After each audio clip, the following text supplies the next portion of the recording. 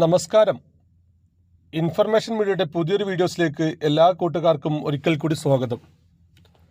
ആധാർ കാർഡുള്ള ആളുകൾ ശ്രദ്ധിക്കേണ്ട വളരെ സുപ്രധാനമുള്ള അറിയിപ്പുമായിട്ടാണ് ഇൻഫർമേഷൻ വീഡിയോസ് വന്നിട്ടുള്ളത്. ആധാർ കാർഡിൽ വളരെ പ്രധാനപ്പെട്ട 2 കാര്യങ്ങളെക്കുറിച്ച് വളരെ വിശദമായി നോക്കാം. അതിനു മുന്നോടിയായി ഇൻഫർമേഷൻ മീഡിയയുടെ വീഡിയോസ് നിങ്ങൾ ആദ്യമായിട്ടാണ് കാണുന്നതെങ്കിൽ ചാനൽ സബ്സ്ക്രൈബ് ചെയ്യാൻ മറക്കരുത്. നമ്മുടെ ചാനലിൽ ഒരു തരത്തിലുള്ള മതപരമായ കാര്യങ്ങളോ രാഷ്ട്രീയപരമായ കാര്യങ്ങളോ വരുന്നതല്ല. ഗവൺമെൻറ്റിൽ നിന്ന് ലഭിക്കുന്ന സേവനങ്ങൾ, ആനുകൂല്യങ്ങൾ, അറിയിപ്പുകൾ എന്നിവയെക്കുറിച്ച് മാത്രമായിരിക്കും വീഡിയോസുകൾ വരുന്നത്. ശ്രദ്ധിക്കുക, ഗവൺമെൻറ് സേവനങ്ങളും അറിയിപ്പുകളും എപ്പോൾ വേണമെങ്കിലും പുതിയ മാറ്റങ്ങൾ വരാം. നിങ്ങൾക്ക് ഏറ്റവും പുതിയ അറിയിപ്പുകൾ ലഭിക്കാൻ ചാനൽ സബ്സ്ക്രൈബ് ചെയ്ത് തൊട്ടടുത്തുള്ള ബെല്ലൈക്കൻ കൂടി ക്ലിക്ക് ചെയ്യുക. ഇപ്പോൾ നമ്മൾ സ്ക്രീനിൽ കാണുന്ന ഒരാളുടെ പേര് നോക്കാം. നമുക്ക് മുഹമ്മദ് ദാനിഷ് പി എന്ന ഇയാളുടെ പേരിൽ മുഹമ്മദ് ദാനിഷ് എന്ന് കഴിഞ്ഞതിന് ശേഷം ഒരു ഡോട്ട് ഉണ്ട്. നമ്മുടെ പല രേഖകളിലും, നമ്മുടെ ആധാർ കാർഡിലായിക്കോട്ടെ, ജനന സർട്ടിഫിക്കറ്റിലായിക്കോട്ടെ, SLC ബുക്കിലായിക്കോട്ടെ, പല രേഖകളിലും ഇങ്ങനെ നമ്മുടെ സർനെയിമിന് മുമ്പ് സ്പേസിന് പകരം ഡോട്ട് ഇട്ടതിന് ശേഷം സർനെയിം എഴുതുന്ന ഒരുപാട് ആളുകളുണ്ട്. ഇങ്ങനെയുള്ള ആളുകൾ ശ്രദ്ധിക്കേണ്ട വളരെ സുപ്രധാനമുള്ള അറിയിപ്പാണ് നമ്മൾ ആദ്യം നോക്കാൻ പോകുന്നത്. നമുക്കറിയാം, നമ്മുടെ കമ്പ്യൂട്ടറുമായി ബന്ധപ്പെട്ട പല കാര്യങ്ങൾക്കും നമ്മുടെ ആധാർ കാർഡിൽ കമ്പ്യൂട്ടറുമായി ബന്ധപ്പെട്ട രേഖയാണ്. അങ്ങനെ നമ്മൾ ഓൺലൈനായി ചെയ്യേണ്ട ഒരുപാട് രേഖകളുണ്ട്. നമ്മുടെ വോട്ടർ പട്ടികയിൽ പുതിയ പേര് ചേർക്കൽ, SIRമായി ബന്ധപ്പെട്ട കാര്യങ്ങൾ, പൗരത്വവുമായി ബന്ധപ്പെട്ട കാര്യങ്ങൾക്ക് എന്നിങ്ങനെ പല കാര്യങ്ങൾക്കും നമ്മുടെ ആധാറിൽ ഉള്ളതുപോലെ തന്നെ പേരുകൾ അടിച്ചു കൊടുക്കാനാണ് ഇപ്പോൾ സർക്കാർ പറയുന്നത്. നമ്മളത് അടിച്ചു കൊടുക്കുന്ന സമയത്ത് പല സൈറ്റുകളിലും ഇങ്ങനെ ഡോട്ട് കൊടുക്കാൻ സൗകര്യമുണ്ടാവില്ല. അങ്ങനെ ഡോട്ട് കൊടുത്താൽ ആ പേര് റോങ് ആയിട്ടായിരിക്കും കാണിക്കുന്നത്. സ്പേസ് കൊടുത്തു കഴിഞ്ഞാൽ നമുക്ക് അത് അപ്രൂവൽ ആവുകയും ചെയ്യുകയില്ല. കാരണം കമ്പ്യൂട്ടറിനെ സംബന്ധിച്ചിടത്തോളം ഡോട്ട് ഒരു സ്വിച്ചായി തന്നെയാണ് കണക്കാക്കുന്നത്.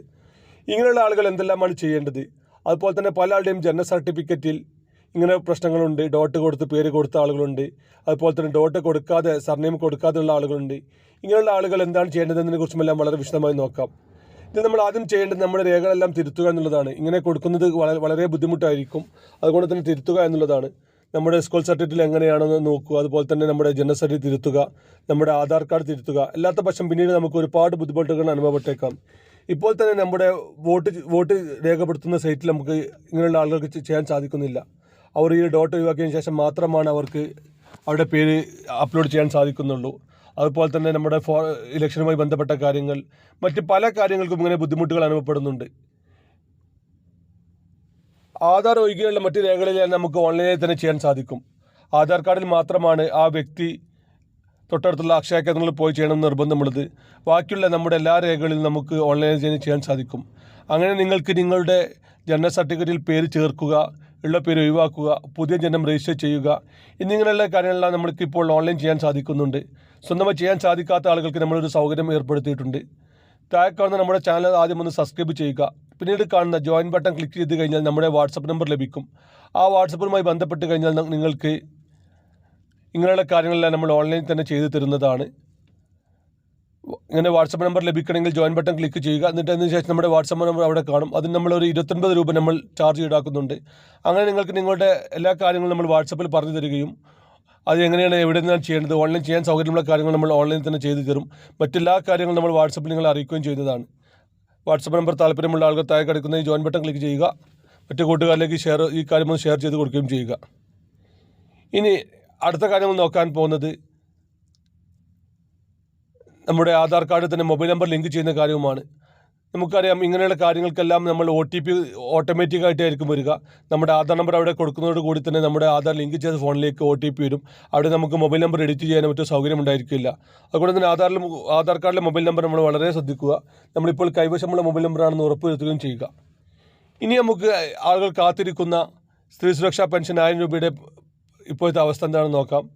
നമുക്കറിയാം, നവംബർ ഡിസംബർ മാസത്തിലാണ് നമ്മൾ ഒട്ടുമിക്ക ആളുകളും അപേക്ഷ കൊടുത്തത്. ആ നവംബർ മാസം അപേക്ഷ കൊടുത്ത ആളുകൾക്കെല്ലാം ഈ ഒരു മാസം മുതൽ പെൻഷൻ വരുമെന്നാണ് ഇപ്പോൾ സർക്കാർ പറയുന്നത്. ഏതായാലും നമുക്ക് കാത്തിരിക്കാം. പല ആളുകൾക്കും ഇതിൻ്റെ ചെറിയ മിസ്റ്റേക്കുകൾ പറഞ്ഞ് ഫോണിലേക്ക് മെസ്സേജുകൾ വരുന്നുണ്ട്.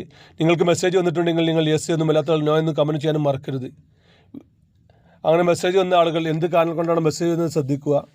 അത് ചിലപ്പോൾ രേഖയുടെ അഭാവം മൂലമായിരിക്കാം, അതല്ലെങ്കിൽ രേഖയുടെ ക്ലിയർലൈൻ മൂലമായിരിക്കാം.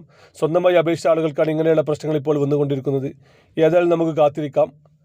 ഇങ്ങനെയുള്ള അറിയിപ്പുകൾക്ക് വേണ്ടി ചാനൽ സബ്സ്ക്രൈബ് ചെയ്തിട്ട് കൂട്ടുകാർക്ക് ഷെയർ ചെയ്ത് കൊടുക്കുക.